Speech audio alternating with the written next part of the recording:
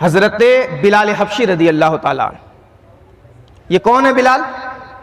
یہ کالے غلام ہیں ہماری اور آپ کی زبان میں، لیکن وہ کالا غلام کس کا غلام ہے؟ اس کا غلام ہے کہ جب تک بکا نہ تھا تو کوئی پوچھتا نہ تھا، تم نے خرید کر مجھے انمول کر دیا. بازار میں بیٹھے ہوئے ہیں صحابہ اکرام اور بہت سارے لوگ آ رہے ہیں جا رہے ہیں، وہاں سے گزر رہے ہیں، بڑے بڑے منافقین بھی گزر رہے ہیں، لیکن بلال کی طرف کوئی محبت کی نگاہ نہیں ڈال رہا ہے.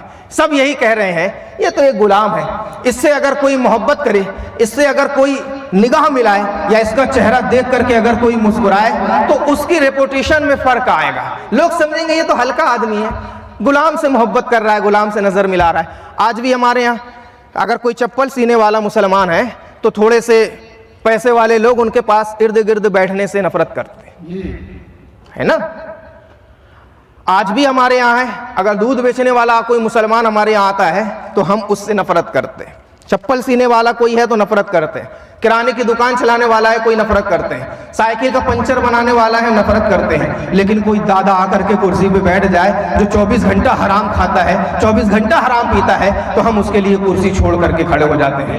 اگر یہ حرام کھاؤ کروڑ پتی اور ارب پتی بھی ہے لیکن اس کے پیسے کی خدا کی بارگاہ میں کوئی اہمیت نہیں ہے، مگر سائیکل کا پنچر بنانے والا، اس کے پیشانی سے جب پسینے کی بوند زمین پر ٹپکتی ہے اس کی محنت اللہ کی بارگاہ میں قبول ہو جاتی ہے. اس کا 1 لاکھ روپے کسی قیمت کا نہیں ہے مگر محنت کا اس کا 1 روپے بڑی اہمیت رکھتا ہے. حضرت بلال حبشی رضی اللہ تعالیٰ عنہ بازار میں بیٹھے ہوئے ہیں، کوئی ان سے نگاہ نہیں ملا رہا ہے. بلال حبشی بھی منی من سوچتے ہیں کہ کیا بات ہے، مجھ غلام کی کیا کوئی قیمت نہیں ہے؟ تو بلال حبشی کو کیا پتا آج اس کی نگاہ کس کی نگاہ سے ٹکرانے والی ہے. اسی جگہ سے اللہ کے رسول صلی اللہ علیہ وسلم کا گزر ہوتا ہے، کوئی دوسرا بلال کو دیکھتا نہ تھا، سرکار کائنات بلال کو دیکھ کر کے مسکرا دیے. بلال اپنے ارد گرد لوگوں سے پوچھتے ہیں کہ یہ کون ہے، یہ کون ہے؟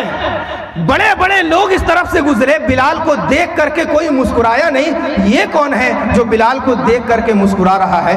یہ کون ہے جو بلال کو دیکھ کر کے محبت کر رہا ہے؟ یہ کون ہے جس کی نگاہ میں بلال کے لیے محبت جھلک رہے ہیں؟ لیکن بلال کو کیا خبر کہ منافق کی غلامی سے نکل کر کے بلال جنت کے تاجدار کی غلامی میں آنے والا ہے.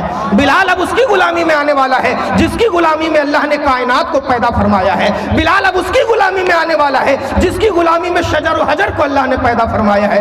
بلال اب اس کی غلامی میں آنے والا ہے جس کے لیے پیڑ اپنی جگہ چیر کر کے قدموں پہ آ کر کے سجدہ کرتا ہے. بلال اب اس کی غلامی میں آنے والا ہے آسمان کا چاند جس کی غلام ہے، جس کا غلام ہے. بلال اب اس کی غلامی میں آنے والا ہے سورج جس کے اشارے سے ڈوب کر کے نکل آتا ہے. بلال اب اس کی غلامی میں آنے والا ہے ٹوٹا ہوا چاند جس کے اشارے سے دو ہو جاتا ہے. بلال اب اس کی غلامی میں آنے والا ہے کہ ہم یہاں سے گوہل پور جائے تو گھنٹوں لگے اور وہ یہاں سے میرات پر جائے واپس آ جائے منٹوں نہ لگے. بلال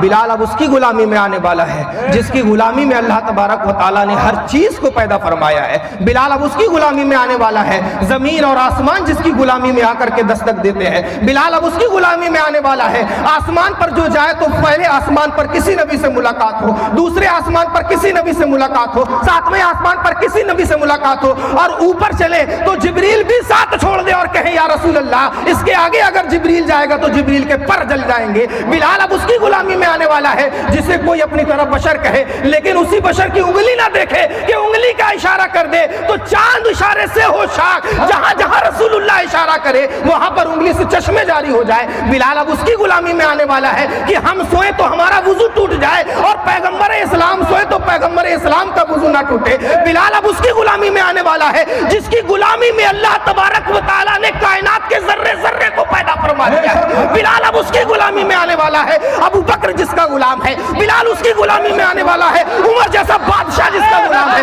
بلال اب اس کی غلامی میں آنے والا ہے عثمان جیسا سخی جس کا غلام ہے. بلال اس کی غلامی میں آنے والا ہے مولا جیسا شجاعت کا امام جس کا غلام غلام ہے، بلال اس کی غلامی میں آنے والا ہے، غوث کی کرامت جس کی غلام ہے بلال اس کی غلامی میں آنے والا ہے، معین الدین اجمیری جس کا غلام ہے بلال اس کی غلامی میں آنے والا ہے، احمد رضا جس کا غلام ہے بلال اس کی غلامی میں آنے والا ہے، عید الاسلام جس کا غلام ہے بلال اس کی غلامی میں آنے والا ہے، برہان الحق جس کا غلام ہے بلال اس کی غلامی میں آنے والا ہے، محمود ملت جس کا غلام ہے۔ نعرہ تکبیر، نعرہ رسالت، جشن عید میلاد النبی، پیغمبر اسلام، عظمت مصطفیٰ، علماء اہل سنت۔ اور بلال جب اللہ کے رسول کی غلامی میں آیا تو پھر بلال کی کیا اہمیت ہوئی؟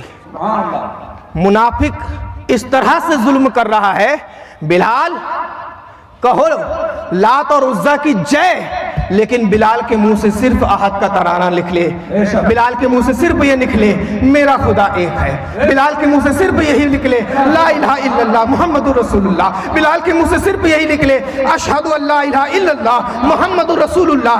ہم اور آپ ہمیں تکلیف دی جائے تو ہم اپنی زبان سے کچھ بھی نکال لیں، لیکن بلال وہ ہے تپتی ہوئی چلچلاتی دھوپ پر ننگی پیٹھ جسے ریت پر لٹایا جائے اور جسم کے اوپر چیپ کا ٹکڑا رکھا جائے، اوپر سے گرم ہتھوڑا مارا جائے اور اس کے بعد کہا جائے بلال کہ لات اور عزا کی جے، لیکن بلال بولے قل هو اللہ احد، بلال بولے لا الہ الا اللہ، بلال بولے وَإِلَٰهُكُمْ إِلَٰهٌ وَاحِدٌ، بلال بولے اللہ لا الہ الا هو الحی القیوم، بلال بولے اللہ تبارک و تعالیٰ کی طرح نہ تو کوئی خدا ہے نہ تو کوئی رسول کی طرح مصطفیٰ ہے، بلکہ خدا کا کوئی ثانی نہیں تو مصطفیٰ کا بھی کوئی ثانی نہیں۔